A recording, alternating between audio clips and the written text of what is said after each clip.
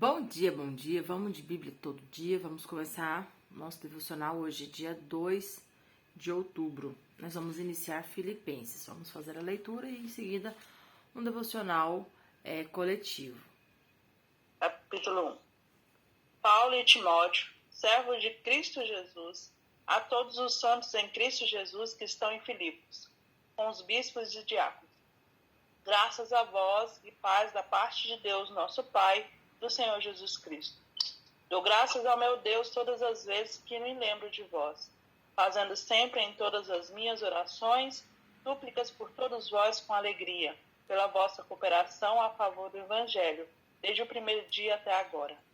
Tendo por certo isto mesmo, que aquele que em vós começou a boa obra, a aperfeiçoará até o dia de Cristo Jesus. Como tenho por justo sentir isto a respeito de vós todos, que vos retenho em meu coração, pois todos vós sois participantes comigo da graça, tanto nas minhas prisões como na defesa e confirmação do Evangelho. Pois Deus me é testemunha de que tenho saudade de todos vós, na eterna misericórdia de Cristo Jesus. E isso peço em oração, que o vosso amor aumente mais e mais no pleno conhecimento e em todo o discernimento, para que aproveis as coisas excelentes, a fim de que sejais sinceros e sem ofensa até o dia de Cristo, cheios do fruto de justiça que vem por meio de Jesus Cristo, para a glória e louvor de Deus. E quero, irmãos, que saibais que as coisas que me aconteceram têm antes contribuído para o progresso do Evangelho, de modo que se tem tornado manifesta a toda a guarda pretoriana e a todos os demais, que é por Cristo que estou em prisões. Também a maior parte dos irmãos no Senhor, animados pelas minhas prisões, são muito mais corajosos para falar sem temor a palavra de Deus. Verdade é que alguns que pregam a Cristo até por inveja e contenda, mas outros o fazem por boa mente. Estes por amor, sabendo que fui posto para a defesa do Evangelho. Mas aqueles que por contenda anunciam a Cristo, não sinceramente, julgando suscitar aflições às minhas prisões. Mas que importa? Contanto que, de toda maneira, ou por pretexto ou de verdade, Cristo seja anunciado. Nisto me regozijo sim e me regozijarei, porque sei que isso me resultará em salvação pela vossa súplica e pelo socorro do Espírito de Jesus Cristo, segundo a minha ardente expectativa e esperança, que em nada serei confundido, antes com toda a ousadia. Cristo será tanto agora como sempre engrandecido no meu corpo, seja pela vida, seja pela morte. Porque para mim o viver é Cristo e o morrer é lucro. Mas se o viver na carne resultar para mim em fruto do meu trabalho, não sei então que hei de escolher. Mas de ambos os lados estou em aperto, tendo desejo de partir, de estar com Cristo, porque isto é ainda muito melhor. Todavia, por causa de vós, julgo mais necessário permanecer na carne. E tendo esta confiança, sei que ficarei e permanecerei com todos vós para vosso progresso e gozo na fé, para que o motivo de vos gloriardes cresça por mim em Cristo Jesus, pela minha presença de novo convosco. Somente portai-vos do modo digno do Evangelho de Cristo, para que quer vá e vos veja, quer esteja ausente, ouça acerca de vós, que permaneceis firmes num só espírito, combatendo juntamente com uma só alma pela fé do Evangelho. E que em nada estejais atemorizados pelos adversários, porque para eles é indício de perdição, mas para vós de salvação. E isso da parte de Deus. Pois vos foi concedido, por amor de Cristo, não somente o crer nele, mas também o padecer por ele, tendo o mesmo combate que já em mim, tendes visto e agora ouvis que está em mim. Portanto, se há alguma exortação em Cristo, se há alguma consolação de amor, se há alguma comunhão do Espírito, se há algumas entranháveis afetos e compaixões, completai o meu gozo, para que tenhais o mesmo modo de pensar, tendo o mesmo amor, o mesmo ânimo, pensando a mesma coisa. Nada façais por contenda ou por vanglória, mas com humildade, cada um considere os outros superiores a si mesmo. Não olhe cada um somente para o que é seu, mas cada qual também para o que é dos outros. Tende em vós aquele sentimento que houve também em Cristo Jesus, o qual, subsistindo em forma de Deus, não considerou ser igual a Deus, coisa a que se devia aferrar, mas esvaziou-se a si mesmo, tomando a forma de servo, tornando-se semelhante aos homens. E achando na forma de homem, humilhou-se a si mesmo, tomando-se obediente até a morte, e morte de cruz. Pelo que também Deus o exaltou soberanamente, e lhe deu um nome que é sobre todo nome, para que ao nome de Jesus se dobre todo o joelho dos que estão no céu, na terra e debaixo da terra. E toda língua confesse que Jesus Cristo é o Senhor, para a glória de Deus Pai.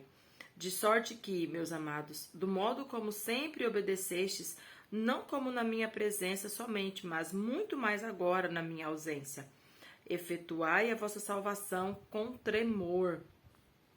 Porque Deus é o que opera em vós, tanto o querer como o efetuar, segundo a sua obra, segundo a sua boa vontade. Fazei todas as coisas sem murmurações e nem contendas, para que vos torneis irrepreensíveis e sinceros, filhos de Deus imaculados no meio de uma geração corrupta e perversa, entre a qual resplandeceis como luminares no mundo, retendo a palavra da vida, para que no dia de Cristo eu tenha motivo de gloriar-me de que não foi em vão que corri e nem em vão que trabalhei. Contudo, ainda que eu seja derramado como libação sobre o sacrifício e serviço da vossa fé, folgo e me regozijo com todos vós, pela mesma razão, folgai vós também e regozijai-vos comigo. Amém? Bom, vamos lá. A gente começa hoje, né, em Filipenses, essa epístola, e a primeira coisa que a gente se pergunta é onde que Paulo estava e quando que ele pregou, né? Quando a gente leu Atos, a gente identificou essas situações. Então, primeira pergunta, né? Quando Paulo prega nessa cidade? Essa cidade de Filipenses, de Filipos, era uma cidade fundada para homenagear Filipe, que foi o pai de Alexandre o Grande, e por isso ela tem esse nome. E o que eu anotei aqui é o seguinte: quando Paulo, provavelmente aqui em Atos 16, é o momento que ele passa por Filipos e prega, né? Então ali ele prega, faz alguns discípulos, estabelece, né, o evangelho, e a igreja fica fundada. E quando ele escreve, alguns acreditam que foi quando ele estava em Éfeso, outros quando ele estava em Cesareia, porque ele fala de prisões e cadeias, mas o consenso é de que ele estava também em Roma. Assim como quando ele escreve a carta aos Efésios, ele escreve também a carta aos Filipenses. Porque aqui, ó, no versículo 12, 13, ele fala aqui, ó: irmãos, tudo que me aconteceu tem contribuído para o progresso do evangelho. Ou seja, o que eu estou vivendo poderia ser uma situação ruim, mas não está sendo ruim, não. Eu estou continuando pregando. E aí no 13 ele fala: de modo que se tem tornado manifesta a toda a guarda pretoriana e a todos os demais, que é por Cristo que eu estou em prisões. Ou seja, então haviam ali soldados, essa guarda pretoriana eram soldados que provavelmente vigiavam Paulo. Então ele pensou assim, ó: se de tudo eu não estiver pregando, pelo menos para os guardas eu estou pregando. Os guardas estão vendo que eu estou preso por amor de Cristo. Então ele estava ainda preso e provavelmente era assim ainda naqueles 2 anos que ele ficou preso em Roma.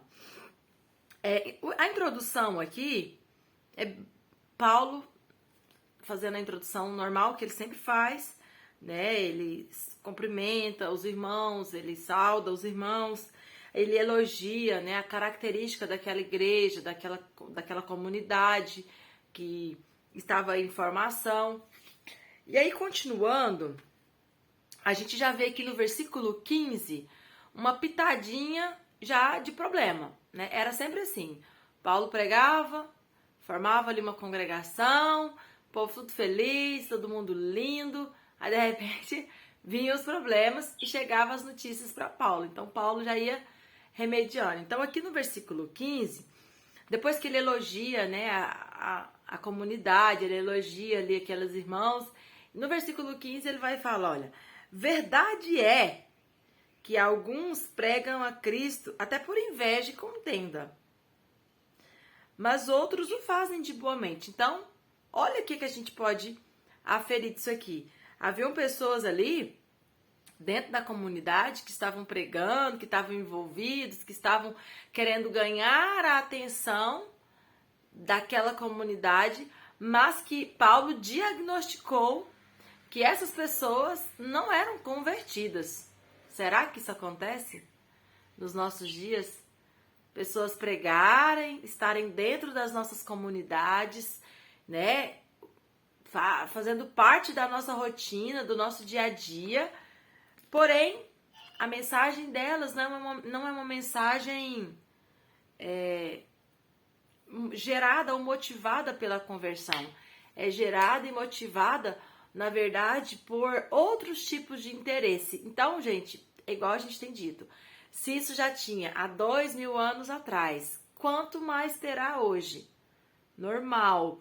E é interessante a gente pensar que muitas dessas pessoas, eu acho que de tanto elas ficarem envolvidas, né, dentro do nosso contexto religioso, elas acabam se convencendo de que elas fazem parte daquele contexto. E de que elas são sim convertidas e que tá tudo certo. Embora no fundo, a raiz da pregação, a raiz da motivação não é a conversão. E aí agora a gente para fazer uma aplicação e pensar. O que leva uma pessoa, né, nos dias já de Paulo, a fazer parte de uma comunidade, aceitar o evangelho, pregar o evangelho, mas ser motivado por inveja e contenda? O que leva? Por que essa pessoa está ali? Inveja de quê? Será que inveja da condição das pessoas? Será que inveja, né, dos líderes da comunidade ou dos próprios irmãos da comunidade? Será que inveja da posição? Talvez fosse uma igreja que tinha um poder aquisitivo alto por ser fundada, né, provavelmente com origem ali da família de Alexandre. Será que inveja da alegria? Será que inveja do cuidado simplesmente que a igreja tinha por parte de Paulo? Tanta coisa que a gente pode pensar, mas a pergunta é, às vezes as pessoas estão ali tão envolvidas que elas acabam se convencendo de que elas são convertidas e que elas estão sim naquele grupo, que elas fazem parte daquele processo. E aí é o que Paulo está dizendo, olha, elas pregam, elas estão aí, elas estão envolvidas, mas a motivação delas é uma motivação totalmente errada. Interessante isso, né? Continuando. Depois, eu marquei aqui 22. Porque não dá tempo da gente comentar tudo, né? Mas diz assim o 22. Mas se o viver na carne resultar para mim em fruto do meu trabalho, não sei então o que hei de escolher. Paulo, essa passagem ela é muito conhecida, né? Viver é Cristo, morrer é lucro. Paulo, ele tá em um momento aqui que ele fala assim, olha, para mim já deu o que tinha que dar. Eu não tenho um pingo de medo da morte. Mas parece que eu ainda quero retardar um pouquinho a minha morte, porque eu ainda quero fazer mais. Essa passagem ela é muito conhecida, né? Esse dilema que Paulo vive. E na verdade, o que é um dilema para Paulo deveria ser para nós uma lição de vida. Porque nós vivemos em uma geração que as pessoas têm pavor da morte. E isso dentro das nossas comunidades cristãs, né? As pessoas têm um medo da morte muito grande. Porque não consegue se ver como Paulo. Tipo assim, morrer é um estado de honra, de glória, é uma conquista. Então, a gente precisa muito trabalhar, né, essa visão do cristão em relação à morte. em relação à soberania de Deus também sobre a vida e sobre a morte. O que mais? 28. Ele diz assim... Aí ele começa a falar sobre a exortação, a perseverança e o amor e tal. Aí ele começa a falar como que ele espera que esses irmãos se portem diante das dificuldades, porque que eles já estavam começando a ter oposição, já estavam começando a vir pessoas para tentar desmotivá-los a permanecer na fé. Lógico, é o básico de toda caminhada cristã. É sempre a mesma estrutura. Você recebe o evangelho, é igual a parábola, né, do semeador. E você vai com vontade, com fé, e aquela palavra ela é vida, ela traz vida, e de repente vem, né, as pedras para sufocar, vem as aves para comer a palavra. Sempre virá, é sempre nesse mesmo processo. E aí Paulo fala, olha, vocês precisam ficar firme, tá? Vocês estavam tão alegres quando eu preguei para vocês, né? Vocês receberam o evangelho, então fica firme. Não deixa que essas oposições tire essa alegria de vocês. Não deixe que essas oposições tire, né, esse ânimo de vocês. Aí o 28 ele fala assim: e que em nada estejais atemorizados pelos adversários. Irmãos, a oposição que os irmãos filipenses estavam enfrentando eram oposições que poderia levar eles a viver uma vida com medo. Será que eram ameaças? Será que estava colocando a integridade física deles em perigo? Não sei. Mas Paulo, ele fala, olha, não fiquem com medo pelos adversários. Não deixe que os adversários coloquem medo em vocês.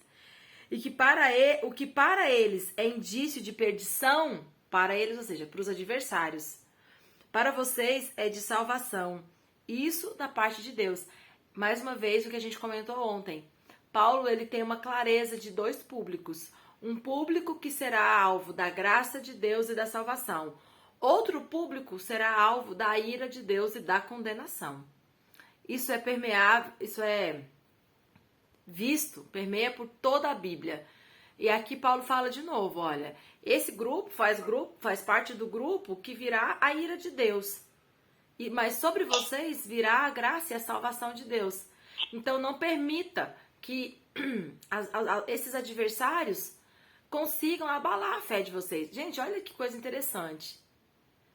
Sabe, da gente pensar que pode ser que nós tenhamos adversários, pode ser que nós tenhamos opositores que venham trazer uma oposição à nossa fé a ponto de nos fazer viver com medo.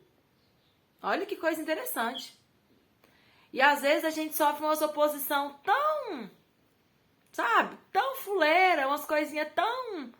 E aí a gente quer fazer aquela tempestade, né, no copo d'água, umas coisas tão insignificantes, e a gente acha que é perseguição. Tô sendo perseguido na igreja, tô sendo perseguido no meu emprego, tô sendo...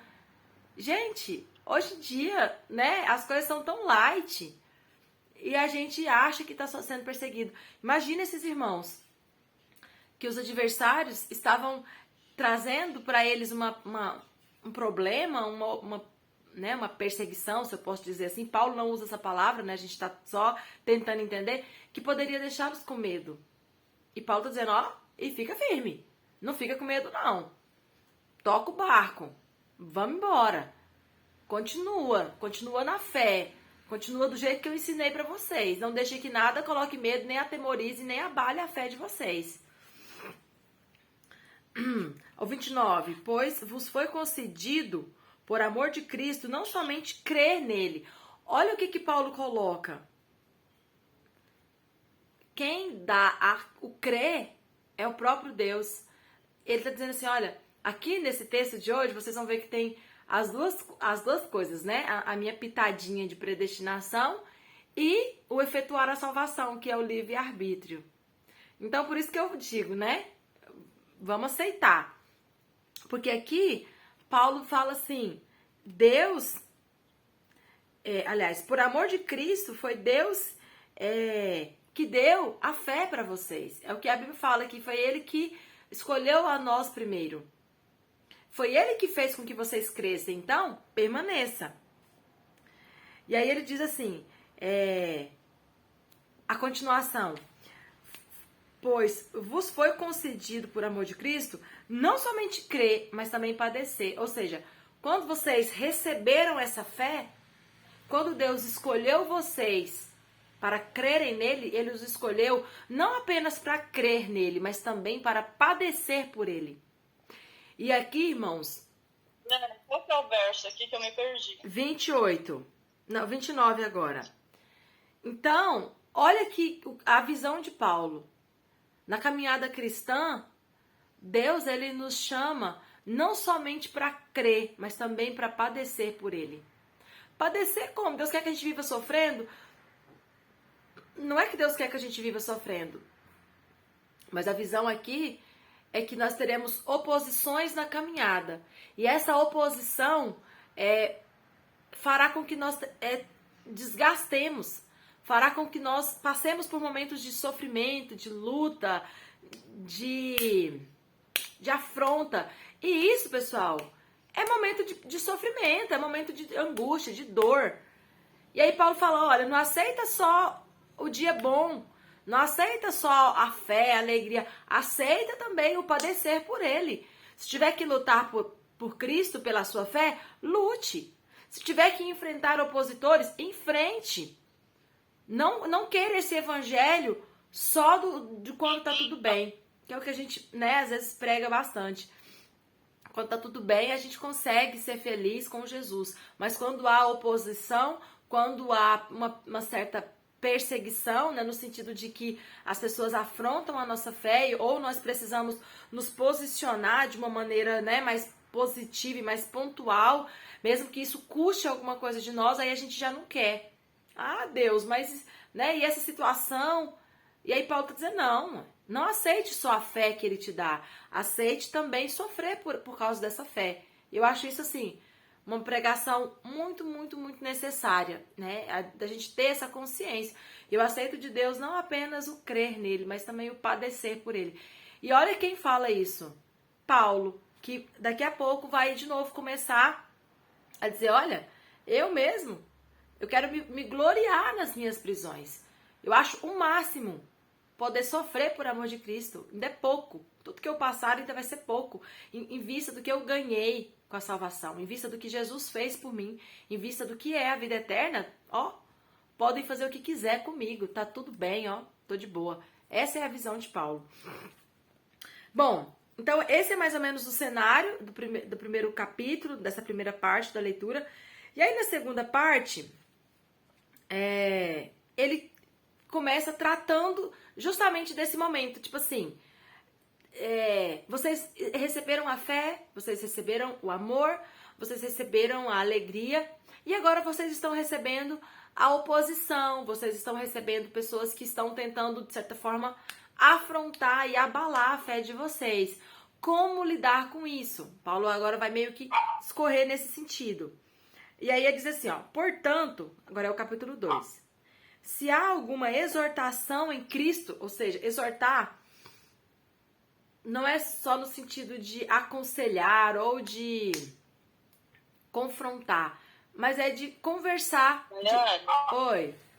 A minha Bíblia fala, portanto, se há algum conforto e exortar. Isso, por isso que é a mesma coisa que eu tô dizendo.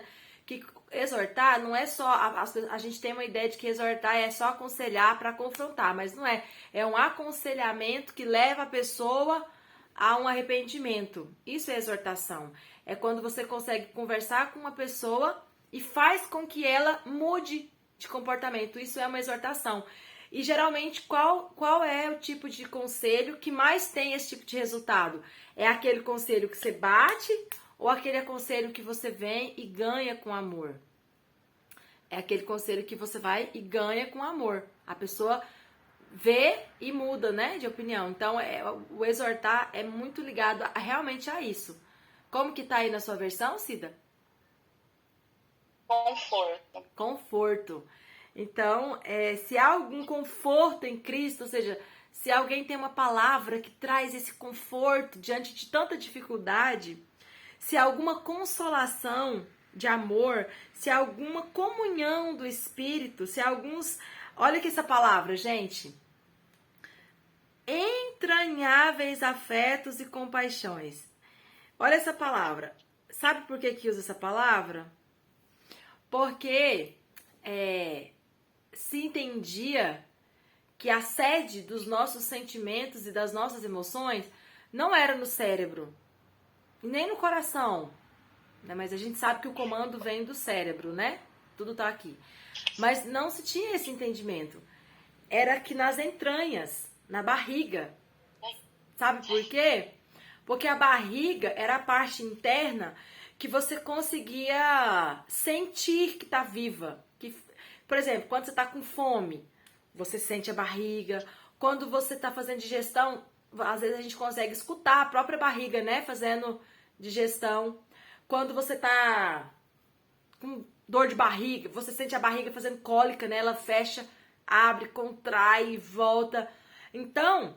Eles falam que o nosso estômago é o nosso segundo cérebro, né, Daiane? Sim, já vi muito também essa expressão. Os médicos mesmo falam que o estômago da gente é o segundo cérebro. Se tá tudo bem no intestino, tá tudo bem com o corpo. Sim.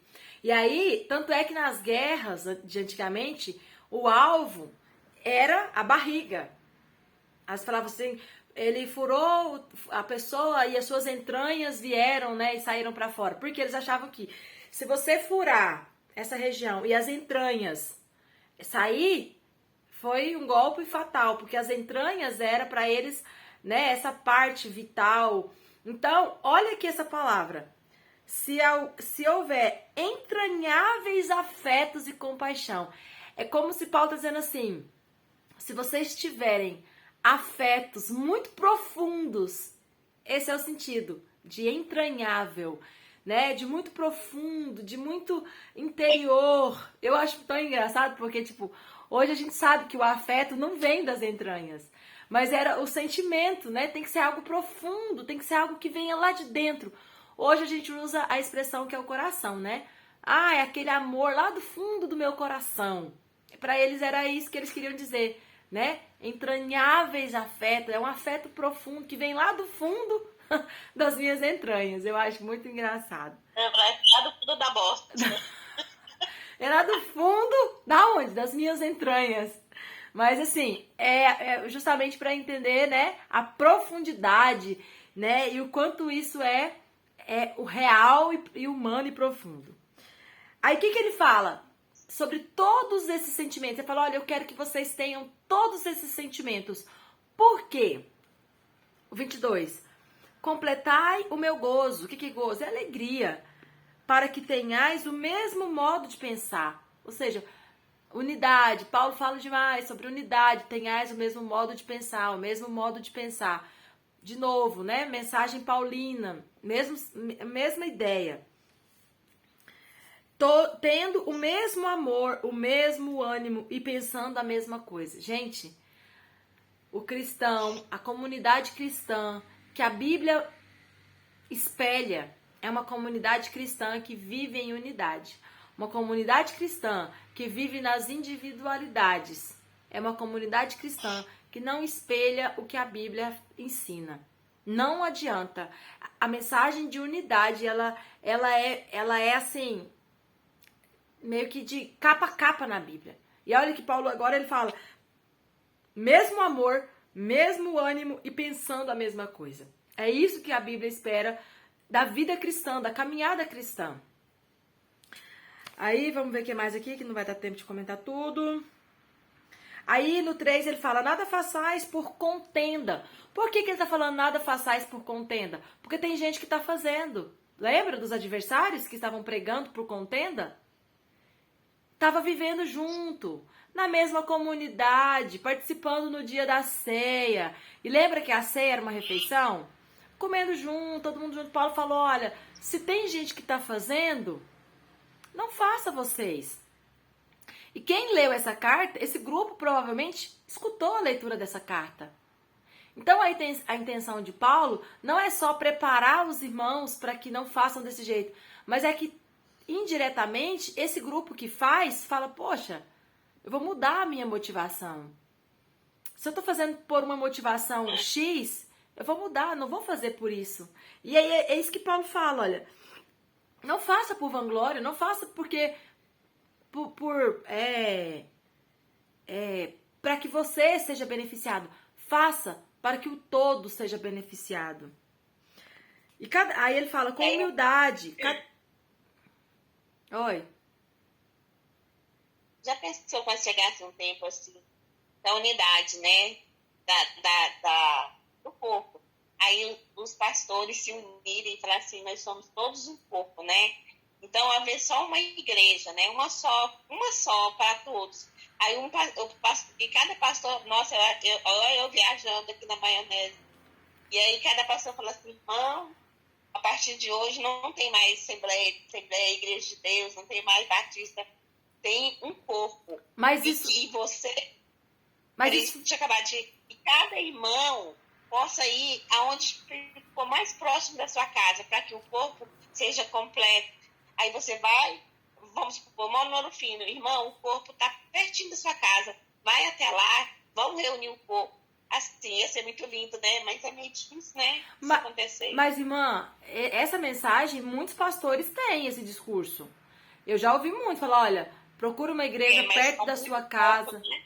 Sim, é poucos. Mas essa visão aí, irmã, ela vai acontecer na unificação. Porque a gente sabe que a preparação para o governo do anticristo vai exigir uma religião única. E essa religião única vai ser uma religião do governo. Tipo o que acontece na Coreia. E a gente sabe que vai ser mais ou menos isso. Vai começar com esse discurso, né? De que para acabar as guerras, para acabar as brigas, as divisões, vamos criar uma religião única. Porque a religião causa muita briga, causa muita divisão. Esse vai ser o discurso. Mas aqui, eu acho que o que nós temos que fazer para viver isso aqui? Eu acho que nessa escala nunca vai acontecer. E nem era a visão de Paulo. Paulo não tinha essa visão de que a igreja seria como é hoje. Esse tanto de igreja. A visão de Paulo é que realmente em cada lugar tinha sua comunidade. E a visão é de que naquela comunidade eu viva em unidade. Essa é a questão. Então, eu acho que a grande sacada é, se na minha comunidade eu já consigo viver em unidade, já tá, 100%. Tá bom, é verdade. Você entendeu? Então, se na minha comunidade eu consigo respeitar você, eu consigo respeitar o meu irmão, já tá ótimo, entendeu? Porque essa condição nossa de igrejas e cidades e setores é algo moderno. Não é algo projetado pela Bíblia. Então, nós temos que adaptar e fazer com que a pregação da unidade faça sentido nesse cenário, nesse contexto. E nesse sentido, para mim, eu acho que caberia pensar assim, viver a unidade dentro das nossas comunidades. Ok? Porque esse projeto aí deles de igual, assim, grupo familiar, casa de pais, se torna a mesma coisa, né? Mas quem perde do irmão da Assembleia e pro irmão da Igreja de Deus fazer mas Daiane, também uma casa de pais, né? Mas também, assim, por exemplo, Edneuza, esse negócio de falar, o pastor podia falar, mas isso vai dos irmãos. Tem muito irmão que não vai na igreja, gosta da casa dele, porque não gosta. Aí eu não gosto daquele pastor, eu não gosto daquela igreja, procura outra. Sim. E assim, mas eu acho que quem não gosta daquele pastor e não gosta daquela igreja é pessoa que vive. Eu não sei, né? Aí ele... o que é essa pessoa. Essa pessoa que não vai na igreja porque não gosta do pastor, não gosta do irmão, não gosta do isso, daquilo, entra justamente isso aqui. Ele tá pensando nele, ele não tá pensando no todo, no contexto. Ele não tá pensando no contexto, né? Igual Paulo fala, olha, tenha um só amor. Então, tipo assim. Vamos pensar assim, por exemplo, que nós mesmos, por exemplo, assim, Edneuza tem no bairro dela. Edneuza vai em outra igreja, em outro bairro, que não é dela. Sim. Né, Edneuza? Não, no caso aqui, é porque quando eu cheguei na Barra, eu fui pra Igreja de Deus, entendeu? Que eu tô te falando. Então, por exemplo, Não, mas é isso que eu tô te falando. Em questão, assim, às vezes a gente não procura o do setor, porque a gente já procura outra igreja, onde a gente vai, onde a gente já frequenta, entendeu? Não, eu mudei por exemplo, eu mudei lá pro setor da Daiane, então eu vou procurar uma igreja aqui perto e vou continuar indo aqui. A gente não costuma ir na outra pelo vínculo. Sim. Mas aí a gente acaba que fica a família, né? É como se fosse uma família, né? Você acaba formando com a sua família, né? E por que isso acontece? Porque nós somos uma igreja moderna que não vive, não é que não vive, é que não é, igual eu acabei de dizer, não era isso que a igreja projetou, entendeu? Essa visão moderna de igreja, de setor, de denominação, foi acontecendo com o passar da história. Não tem como a gente voltar atrás. Eu não sei se é verdade, só assim, a Assembleia, eu não sei, a história que eu sei da Assembleia, que a Assembleia era uma só. Daí, Sim. com um discurso de 2 pastores em Belém, não sei se é verdade. Aí eles dividiram, que se tornou Madureira e Missão de Belém, né? Eu acho que foi daí, porque até então não havia Viane. Não, mas todas foi assim. Toda igreja é fruto de uma divisão. A Igreja de Deus, lá no Vale de Salt Black, foi uma divisão, porque o pastor Spurling, até hoje eu lembro da história, recebeu o batismo com o Espírito. Era qual? A Igreja de Deus era quem? Era batista. Era batista. Ah, tá. Recebeu o batismo com o Espírito Santo e aí ficou avivada, a igreja não aceitou e houve racha. Gente, tudo começou com a igreja católica, nós todos éramos da igreja católica. Aí o que Lutero fez? Rachou. Depois a luterana rachou. Depois foi rachando. Gente, uma coisa que a gente tem que entender. Isso foi acontecendo no decorrer da história, não tem como voltar. Como que eu aplico esse texto? Aplicando uma vida em unidade hoje, na minha igreja, na minha comunidade, dentro do meu raio de alcance. Não tem como mais eu voltar e falar, vamos ligar, vamos desfazer o que Lutero fez, vamos voltar para a igreja católica, vamos tentar mudar só o que estava errado. Não tem jeito. Essa é a nossa estrutura. Mas, o que nós não podemos negociar é que há uma necessidade...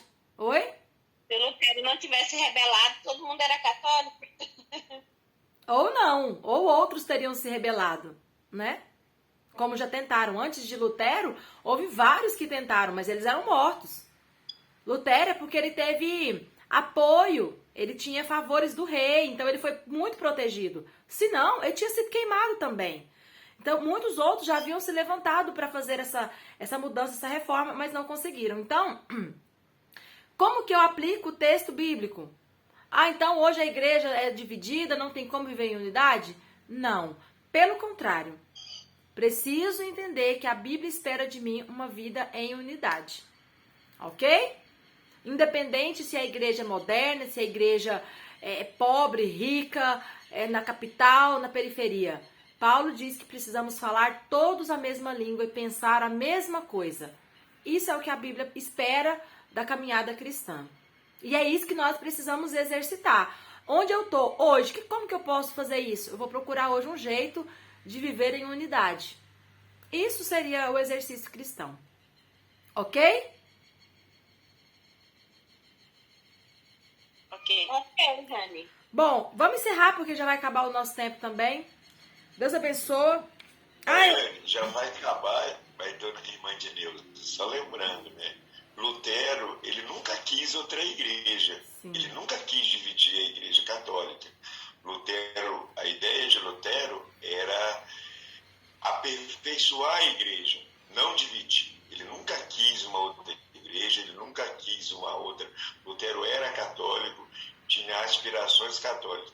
O problema é que, sabe quando do incêndio, que alguém começa com um foguinho e o fogo cresce e depois as circunstâncias históricas é que levaram à criação de uma nova igreja. Mas Lutero em si, ele nunca quis isso. Ele nunca quis criar uma nova igreja, ele nunca quis criar uma nova religião. Ele queria aperfeiçoar a igreja católica. Queria que o papado, a questão das indulgências e aquelas outras coisas, que eles fossem aperfeiçoados. O problema é que fugiu do contexto, igual a Dani falou, por razões históricas, né? Alguns reis, esses sim, tinham interesses de criar novas igrejas ou novas formas de religião por outros interesses, e isso se foge do controle, e aí deu no que deu em várias denominações naquele momento, né? Isso aí. Bom, nosso tempo acabou, vamos encerrar. Deus abençoe vocês e até amanhã com a nossa leitura bíblica.